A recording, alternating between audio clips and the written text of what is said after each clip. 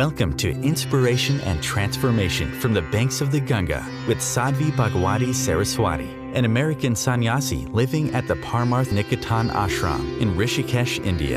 Sadhvi is president of the Divine Shakti Foundation, a charitable organization bringing education, vocational training, upliftment, and empowerment programs to women and children. Sadhvi is also Secretary General of the Global Interfaith Wash Alliance and Director of the world-famous International Yoga Festival. Join the musings of an American sannyasi as Sadhvi shares the wisdom and teachings of her guru, His Holiness Pujya Swami Chidanand Saraswatiji. Welcome everyone to Inspiration and Transformation from the holy banks of the sacred Ganga River in the land of Rishikesh, India. Yes, we all have a fate, we all have a destiny. But our destiny is created how? When a lot of us think of, oh, it must just be my fate or it must be my destiny. It's as though somehow my destiny was written in some very random way, thousands, millions of years ago, somewhere in the sky, and totally disconnected from me and this life in this body. It's just, there's my fate, and there's nothing I can do to escape it. But that's not where our fate comes from. Our fate comes from our karma. So our karma, the word karma actually means action. When we think of karma, we usually use the word karma to mean the fruits of our karma. So we would say bad karma, good karma. But that's more of a Western colloquialism. The word karma actually means action. Now, whether you are studying physics, Newton's laws, or you're studying spiritual laws, either way, actions have reactions. Actions have consequences. Actions have repercussions. Plant a peach seed, you will get a peach tree. Spill water on my sari, it will get wet. Actions have consequences. Share love, you get love. Not always from the other person, because of course their whole karmic package is involved. But if you share love, you feel love inside you. Even if the other person can't necessarily respond appropriately. But if I'm creating love and sharing love, I'm feeling love. So everything I do is going to have a consequence, a reaction, a repercussion. There will be what we call fruits of the karma. Now, if you add up the fruits of all of my past karmas, past lives, this life, all the ones that have not already borne fruit, because some of them are immediate, what we would call kriyaman karma, it's immediate. It's not something I need to carry into a next life. I spill water on my sari, it's wet. Then it'll dry. End of story. But a lot of what we do bears fruit later in this life. Some of it bears fruit in next life. We don't always have the results of an action immediately. Your fate is the sum of all of the fruits of all of the actions you've done that have not yet already borne their fruit and finished. So your destiny is created by your actions. I always say the pre of something that is predetermined, right? We say it must be predestined, predetermined. The pre is right here, right now. My action here and now is the pre of that which is predestined for me next week, next month, next year. I am, if you could turn destiny into a verb, you would say, I am destinying myself right now. Right? I'm creating my destiny through my actions right now. So that's karma and fate or destiny. And then God's will. God, as far as my experience, as far as the wisdom that I have received from enlightened masters, from scripture, God's will is one thing and one thing only. That we should realize God. That we should realize self, whether you say self-realization or God-realization. That is what God wants. God is not sitting there having a will about whether you're going to get a particular raise or you're going to get a promotion or you're going to get into a specific university. I mean, it's from a spiritual perspective, it's very helpful. Psychological perspective as well. It's very helpful to be able to simply say, it must be God's will. It's a perspective I fully support, because what it does is it keeps you really calm, really peaceful. It keeps you accepting the universe. Then we're not fighting the universe. Oh, this project didn't succeed. Okay, it must be God's will. It's a beautiful way to live. But it also involves this idea of God as much more of a micromanager than I actually think God really is. That which happens due to wide varieties of intersecting factors. Our past karmas, our karmic journey. Other people's karmas, their karmic journey, because we're all intersecting together. You get a raise, well, someone gave you that raise. It's not your individual karma in a vacuum. Someone had to decide you deserved that more than the other guy. The other guy has a karma, a karmic thread, a karmic journey. All of them are interweaving together to create a situation that is both a result of past karmas, not rewards and punishments, as I always emphasize, just simply a result, but that is also the most conducive situation for you to do the one thing which is God's will, which is to realize God. And so when you realize that everything that happens is happening for a divine reason. And that's why I love people who say, and I even say it, I try to remember to say it, it's all God's will. Even though if you actually pinned me to it, I would say, I think probably God isn't wasting his time, deciding that I'm not going to make it to the dinner because there's too much traffic. Like chances are God was really not so personally involved in my traffic jam. But what it means is it's all in the will of the divine unfolding. When we say God's will, it sort of personifies God, like God has a vested interest in, I should make it to the dinner, I shouldn't make it to the dinner. But if we realize it's all just part of this divine unfolding, that of course, God, the divine, the capital P, planner, whatever we say, has put into motion. But it's happening along with laws of nature. Karma is one of those laws of nature. There's a lot of other laws of nature.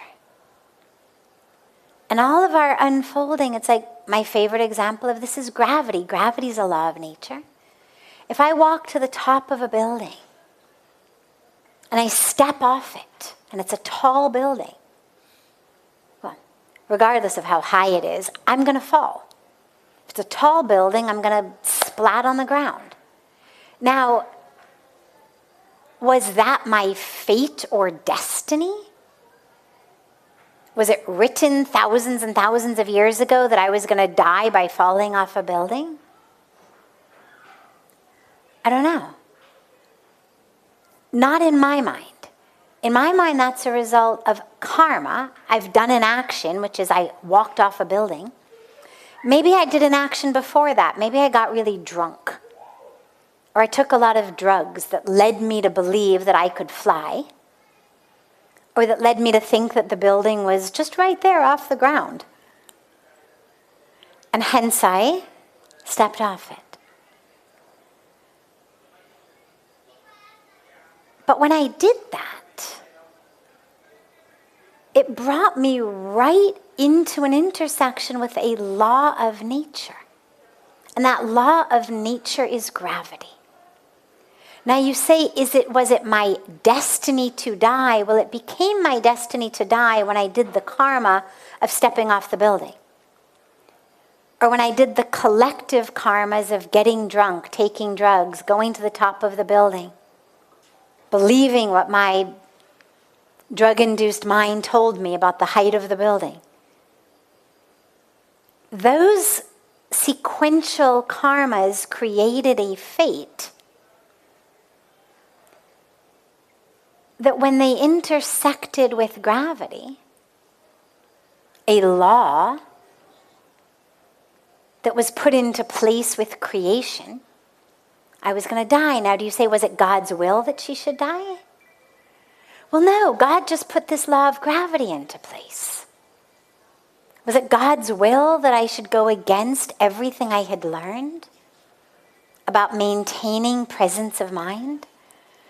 Maintaining consciousness and mindfulness and awareness? No. God just put this thing called the law of gravity into place when nature was created. So we intersect our actions with the laws that have been put into place by the divine creator. And if we are in alignment with God's one will, which is we should realize God, which means, of course, as we do that, that we experience love in ourselves as ourselves, that we share love, that we experience light in ourselves as ourselves, and therefore we share light, that we realize and recognize the abundance of ourselves, and therefore we share of ourselves with others. That's God's will. That which happens in our life, depending on how aligned we are with God's will, is going to be an intersection of my karma, the laws of nature, and God's will. But hopefully we allow God's will and our alignment with it to be that which guides my karma, my action, so that I'm acting in accordance with my higher goal, which is self-realization, God-realization. And then you find that your life becomes something where you're always just saying, it's God's grace. It's God's grace. It's God's will. It's God's grace. Because that's what's unfolding for you. Rather than constantly going, oh my God, I guess this is my bad fate. My bad fate. My bad fate. Align the karma. And then what you'll see is whatever the destiny of the moment may be, you're going to be able to use it as a way to further your deepening awareness. And then God's will becomes your will. And then it's all just, as Pujya Swamiji would say, by God's grace. You're listening to OTR-FM, part of the IOM radio network.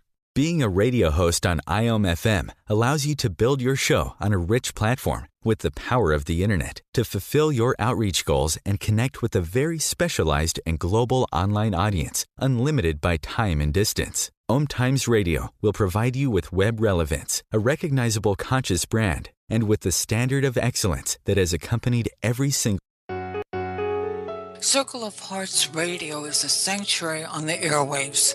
Join me, Grandmother Alaya, in the circle on Sunday, 2 p.m. Eastern as I share information to both enlighten and nourish your soul. Hi, this is Christina Ricci with RAIN. Every 2 minutes, another American is sexually assaulted. If you or someone you know has been sexually assaulted, you are not alone. Help is just a call or click away through the National Sexual Assault Hotline. Please call 1-800-656-HOPE, that's HOPE, or visit rain.org, that's RAINN.org. Brought to you by RAIN and this station. Welcome back to Inspiration and Transformation. I'm so glad to have you all back here with me. You know, the title of my book is Hollywood to the Himalayas, and I've had so many people say, "Really, you're from Hollywood?" Yes, literally. And it's a world where everyone wants to be an actor, an actress. And what makes one person get a role, another person not? It's an absolute enigma. There's no equation. I mean, there's some similarities. You've got to be nice looking. You have to be at least mildly talented. You have to be driven. But beyond that, there's no set of skills. I mean, I know people who are incredibly skilled. They've taken lots and lots and lots of acting classes, programs. They're great singers. They're great dancers. Never got a job. And then out of the blue, somebody who, isn't nearly as objectively talented becomes a star. There's no equation. And this isn't true only in places like Hollywood. This is true around the world. Now, there's some professions that do tend to be much more rooted in your actual competency than in who you know. Things like technology, things like science. I mean, you've got to be able to actually do the work. Doesn't matter who you know. If you're hired from some big tech company and you can't actually code, they're not going to keep you for very long. But along with having the competency, having connections is also a great benefit. There's lots of people who are super competent. Lots and lots of people graduate with software engineering degrees every year. They don't all get great jobs. So, as a teacher, what I would say is, help your children, your students, use everything that they have. Help them understand that, number one, they have to work hard, they have to have the skills. Because even if they know someone, if it turns out that they are incompetent, nobody's going to hire them or keep them hired. So they've got to have the skills. But if it turns out that their family knows people or their neighbor is somebody why not?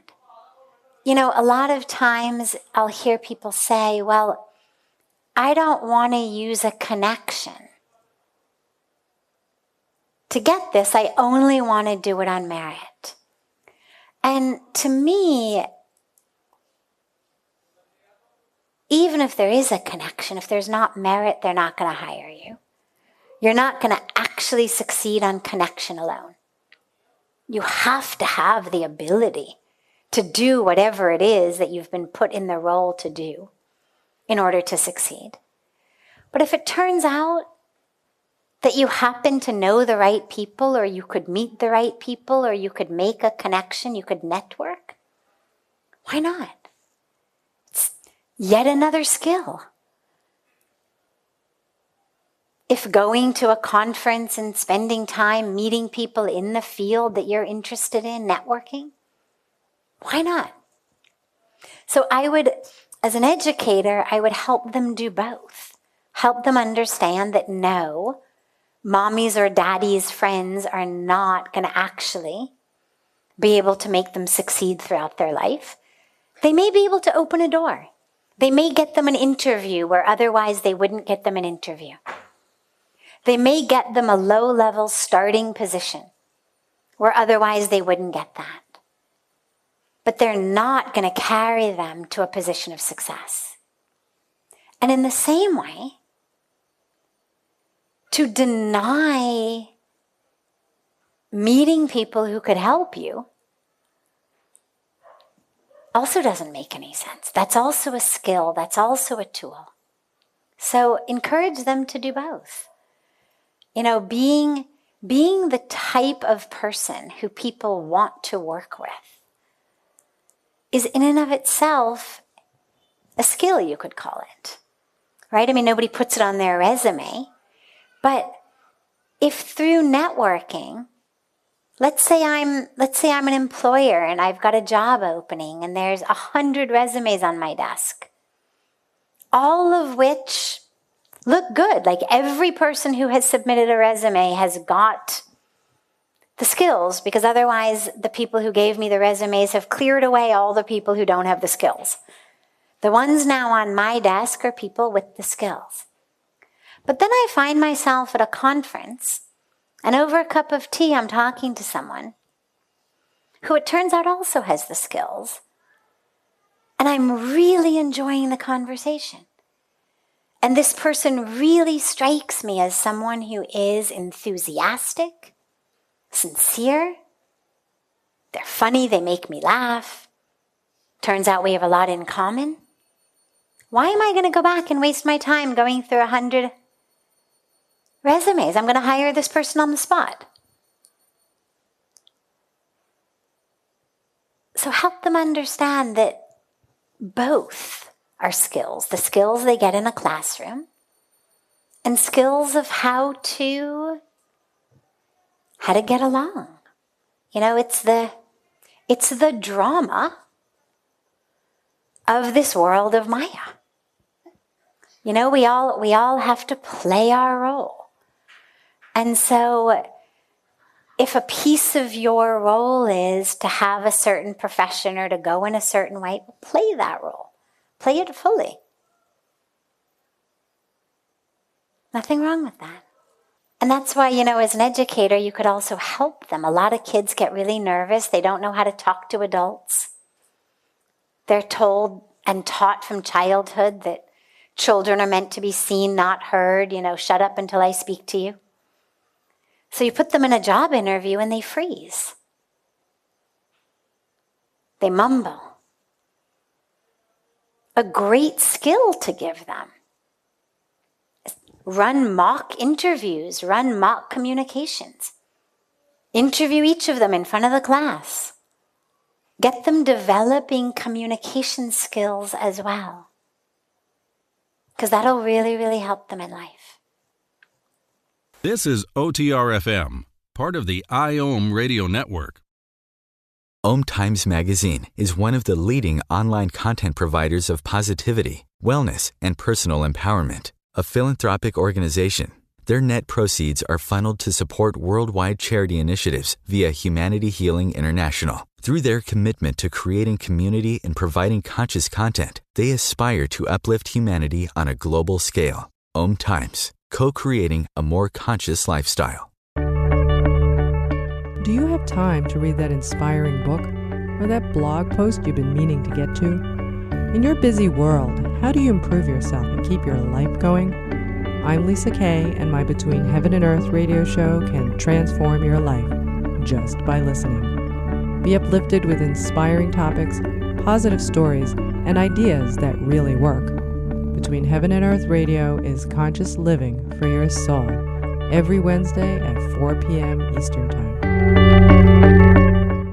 Like Baldwin with People for the Ethical Treatment of Animals. I grew up loving circuses and other traveling animal shows, but it never occurred to me what life might be like for the animals. Training wild animals to do things they don't understand takes force. Routine discipline with a hook or whip with the heel of a boot shows the animal exactly who's the boss. Don't patronize animal acts. Please contact People for the Ethical Treatment of Animals. 757-622-PETA. Welcome back. This is Sadhvi Bhagawati Saraswati with inspiration and transformation. Thank you is the best mantra. Most of us think that the order should be, first, I get what I want. Then when I get what I want, I'll be happy. Then when I'm happy, I will be grateful. I mean, that seems like a logical order. Here's what I want. Until I get it, I'm not happy. Then I get it, I am happy. And in that happiness, I express my gratitude to whoever gave it to me, to God, to the universe, whatever. But actually, it turns out that it's not that happiness leads to gratitude. It's actually that gratitude leads to happiness.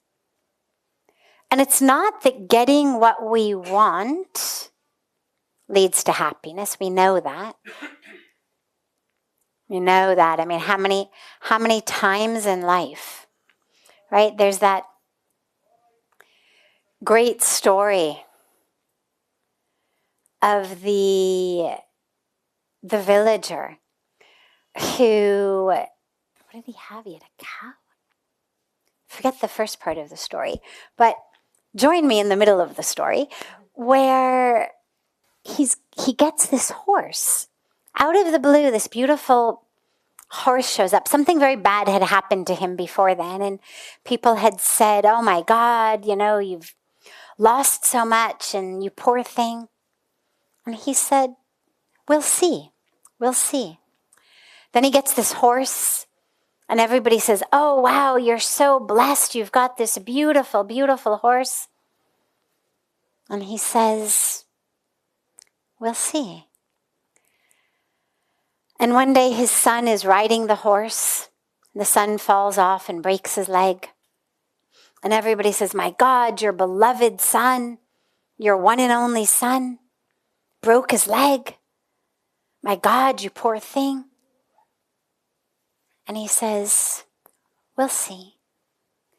And a little while later, the government of the city that he's from comes through pulling all of the young men to fight a war that has started with the people in the neighboring city.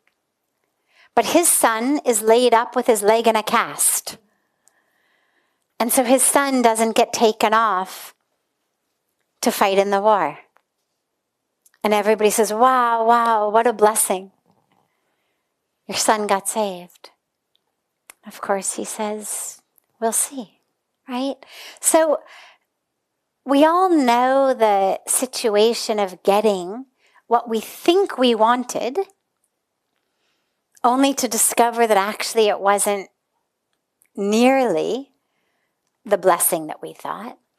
Sometimes not getting what you want and realizing in retrospect, oh, thank God, like not getting it was such a blessing, right? We've all had that happen. You prayed, you wanted something, you didn't get it. And you realize later, my God, if I had gotten that, where I would have been. So we know that getting what we want is not the way to become happy. But we also know that gratitude at its deepest level is not that which stems from actually getting something that makes me happy. Gratitude stems from an awareness within ourselves of how blessed we are, regardless of what we have, of how deeply blessed we are. If your eyes opened this morning and you actually can see out of them, if you've got legs that enable you to stand on them and walk into your bathroom from your bed, if you can turn on a tap and actually have water come out of it, clean water that you can use to drink, to cook with, if you've got food in a cupboard, on a table, in a fridge, or money in a purse to be able to buy the food from a market, if you've got someone in your bed when you wake up, or in your house, or in your life anywhere, who you love and who loves you, not necessarily romantic, anyone who you love who loves you. If you've got all of those things, you are more fortunate than almost anyone on this planet. And if on top of that, you can worship God however you want, without some government, some group, some people preventing you or oppressing you or killing you. If you can love other people, whomever you would like, in whatever way you would like, without being thrown in jail or oppressed or repressed. If you've got all of these things, consider yourself in the top tiny, tiny, tiny percentage of fortunate people. So we don't have to actually look very far to find things to be grateful for. Gratitude arises from an experience inside. My cup runneth over. My God, I am so blessed. And it can be little things. I mean, for me on a personal level, every single time I walk into the ashram, there's a view. When you walk into the ashram from the banks of Ganga, we've got this arch right in the center of the ashram, this beautiful colorful arch with a little pointy thing at the top. And when you walk in the daytime, in the light, just behind that arch, what you see are all of the green mountains. And when you walk in the evening, most of the year, what you see behind that arch is the moon. And whenever I walk in the ashram, day or evening, I look at that view and I think, my God, I can't believe I get to live here. I can't believe that I get to call this place my home. And it never gets old. It's been 26 years. And every time I see that. So you don't have to look very far. But what all of our, not just spirituality, but if you look today at science if you look at psychology, if you look at the studies that are being done, the research that is being done, what it's all showing us is that gratitude produces happiness, not vice versa. First you become grateful, then you will be happy. And then something very interesting happens. Then you start getting what you want. It's really interesting. We become magnets of that which we want. There is a power in gratitude that somehow makes the energy of the universe stand up and take notice and support that. You know, if you've got someone in your life who just from the depths of their heart is so grateful day in and day out for your presence in their life, whatever you do, you're going to have an instinct to keep doing things for them, right? I mean, if it's sincere, just effusive gratitude for who you are, whatever you do. Oh my God, thank you so much for that smile. That smile just made my day. Well, you're going to want to keep smiling at them. Not so that they keep saying thank you, but because we all, really at the end of the day, we all want to be seen. We want to be appreciated. We want our lives to make a difference. And if there's someone who, minute after minute, day after day, just keeps appreciating you and telling you how much your life matters to them, you're going to want to keep living near them.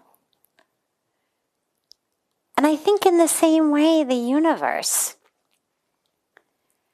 there's just an energy around, okay, this person notices. This person is connected. Because think about it. I don't know if any of you have ever done this experiment. I sure have. Where you go out and you just decide you are going to smile at everybody that day. And you're going to try to make as many people smile as you can. If you've never done the experiment, I really recommend it. It's a beautiful, how you feel at the end of the day is so beautiful. But what you notice as you do it is, when someone smiles back, it brings a whole new level of inner joy. When nobody smiles at you, you have to keep generating the joy from inside yourself. You keep closing your eyes, you keep meditating again, you go within and you find within the source of joy that enables you to just keep smiling at people even when they ignore you or look at like you're crazy. But when someone actually smiles back at you, it's a fuel, it's a catalyst to make you keep smiling. You're so much more ready to smile at the next person. And I think that the universe is kind of the same way. That when we are in alignment with it, when we notice its gifts, we notice its grace, and we are grateful for it, there's an energy. And so, to get what you want, first you become grateful, sincerely, not as a means to an end, because guess what? The universe is pretty smart. It's actually inside your head as well. So you can't outsmart the energy of the universe because it hears your thoughts. So sincere gratitude for how your cup runneth over. And from that gratitude, joy blossoms. And in that joy, one of two things happens. Either you get the thing that you thought you wanted and it just moves into your already joyous space. Or you don't get it, but you realize that as it turns out, you didn't actually need it to be happy. And so you end up wanting what you have rather than trying to have what you want. And that's really the key to happiness, is not how do I get what I want, but how do I want what I have? So thank you is the best mantra. This is OTR-FM, part of the IOM radio network. Om Times Magazine is one of the leading online content providers of positivity, wellness, and personal empowerment. A philanthropic organization. Their net proceeds are funneled to support worldwide charity initiatives via Humanity Healing International. Through their commitment to creating community and providing conscious content, they aspire to uplift humanity on a global scale. Om Times, co-creating a more conscious lifestyle. Do you have time to read that inspiring book or that blog post you've been meaning to get to? In your busy world, how do you improve yourself and keep your life going? I'm Lisa Kay, and my Between Heaven and Earth radio show can transform your life just by listening. Be uplifted with inspiring topics, positive stories, and ideas that really work.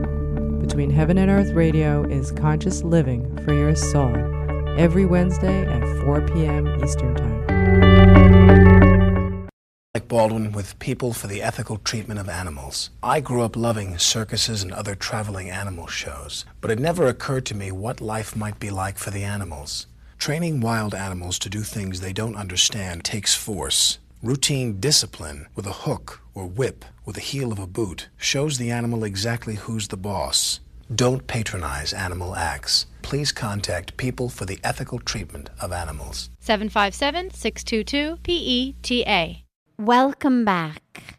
This is Sadhvi Bhagawati Saraswati with inspiration and transformation. God is going to manifest in different ways for each of us, based on our own characteristics, our own personalities, our own needs. What matters most to God is simply that we connect. And so, based on how we think, based on our karma, based on our characteristics, we're going to experience God in different ways. Having a warm and fuzzy, expansive feeling in the heart is beautiful. And yeah, I feel that as well. But as many people as there are who connect with God, I think there's that many different experiences of what God is like. It's like if you imagine in your family, say you've got 3 siblings and mother and father and some uncles and some aunts and some grandparents, call it a relatively standard family. And you ask everyone in the family to describe mom. So you ask your dad to describe mom, then you ask your brother or sister to describe mom, then you ask your grandparents to describe mom. Everybody's going to describe her in different ways based on their relationship with her. So to your grandparents, she's their daughter. And they're going to have a completely different perspective on her, and therefore notice and recognize and appreciate different qualities of her than you and your siblings for whom she's your mom. Your father, her husband, is going to have a completely different perspective on her. So if you say, how does thinking about mom make you feel? Well, everybody's going to feel differently. And that's only in one family, 5 or 6 or 8 family members. Now you think God who's infinite, who could be appearing to you in a temple, in a church, in a gurdwara, in a mosque. God could be appearing to you in the form of Krishna or Ram or Shiva, Durga, or Christ, or in the Word, through a Guru Granth Sahib, through all of the different ways that all of the different religions connect with God, some with form, some without form, some with a spoken name, some without a spoken name. And of course, remember all of our indigenous traditions as well, for whom the divine manifests as spirit. A spirit that they feel and experience and worship through the elements. But God is infinite, so God is all of those. And in the same way that your mom isn't going to care or have preference about who connects with her how, think about it in another way. Think about it as a mother, but with 4 or 5 kids, different ages. And one kid, older one, says, Mom. The one a little bit younger says, Mommy. The one a little bit younger says, Ma or Mama. And the infant goes, Ma, Ma, Ma. Does she care? Does she love one over the other? For the infant, she's a breast, right? If you could somehow get into that infant's head and say, what's your experience of mother? It would be a breast. But as we grow, obviously our experience of mother changes. It's no longer just a breast. It becomes a lap. Then it becomes arms. Then it becomes an actual being, the one who cares for us. Then there's all kinds of relationship issues. And that's one human being. Now you think about God, infinite, with infinite number of relationships, with infinite numbers of beings. Because I'm not convinced that humans are the only ones able to connect with God. Couldn't guarantee that other species can, but I also couldn't guarantee that they can't. So we have to assume at least the possibility that there's even more than the however many billions of humans have lived on Earth, ways of connecting with God.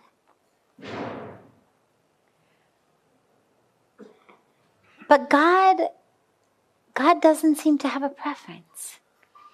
However we connect with God, Bhagavan Krishna says in the Gita, however the devotee worships me, I appear to the devotee in that form. So whether we're talking about a form of how we actually experience God, or whether we're talking about how we feel God in our beings. Yeah, I think feeling God in our heart is beautiful. That love of God, that presence of God's love, it's beautiful. As we emphasize bhakti yoga and devotion, it's all about feeling God's love. But are there other ways to experience God? Of course. There's a lot of people for whom God isn't a being who actually loves us and who we love, so it's not such a heart connection. But it's just a presence, an omnipresence. an infinite presence, this idea that there is nothing but God. And so there's an experience of just infinite spaciousness, without even necessarily a quality that one would identify in the heart as love. And God is all of that. God is infinite spaciousness, peace, expansion, love, truth.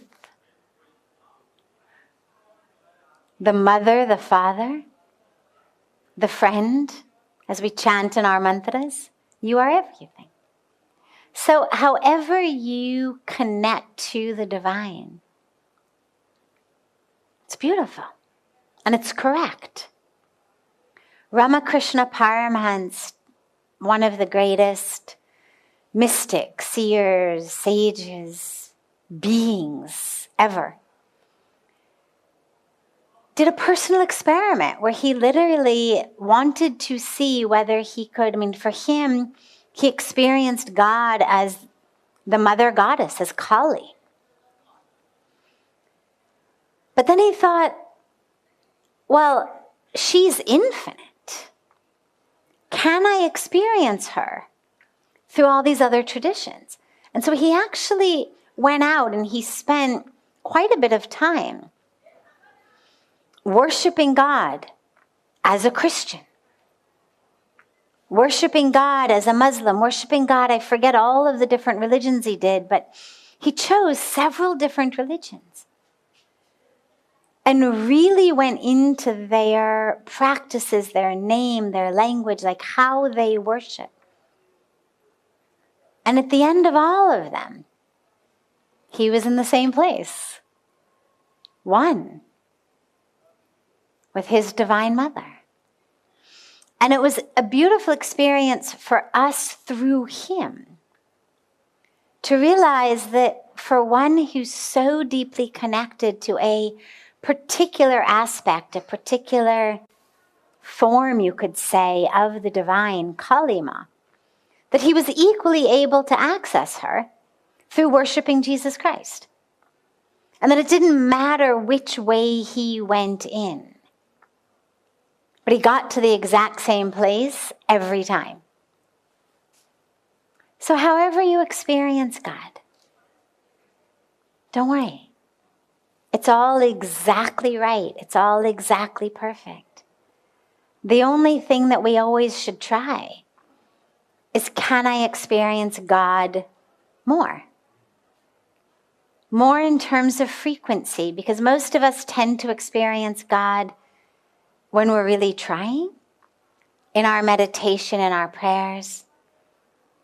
Maybe if we're very fortunate, it happens spontaneously. There's just moments of our day and suddenly we're overcome with the presence of God. But there tend to be a lot of hours of our day where we are overcome with things other than God. And so I think the only prayer, rather than to experience God in some different way, would be to experience God more frequently. May I experience God through whatever I'm doing. Cooking food, doing the dishes, sweeping the floor, designing a website, driving a car, going grocery shopping, filing papers, singing a song, writing a book, reading a book, balancing accounts. Whatever I'm doing, can I experience God through that? So that as God is infinite, my experience of God may not be infinite, but at least it's something that covers and infuses as many of my daily moments and activities as possible. This brings to a close this hour of inspiration and transformation. Thank you so much for joining me. I'm so glad to be together with you all each week. And I look forward to being together again next Thursday, same time, on Om Times Radio.